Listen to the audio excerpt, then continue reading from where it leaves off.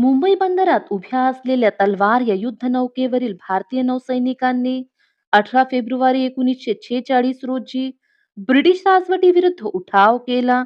अतिशय महत्वाची माहिती लक्षातच राहू द्या. मुंबई बंदरात उभ्या असलेल्या तलवार या युद्धनौकेवरील भारतीय नौसैनिकांनी ब्रिटिश राजवटीविरुद्ध उठाव कधी केला?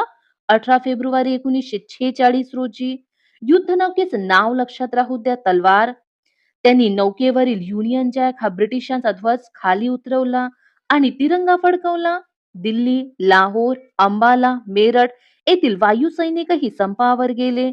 उठाव करणाऱ्या सैनिकांनी कामावर ताबडतोब परतावे, अन्यथा त्यांच्या विरुद्ध शिस्तभंगाची कारवाई केली जाईल, असा आदेश सरकारने काढला. परंतु त्याचा काहीही परिणाम झाला नाही. ब्रिटिश विरोधी उठाव चालूच राहिले. ठिकठिकाणी सामान्य जनतेचाही पाठिंबा त्यांना मिळाला.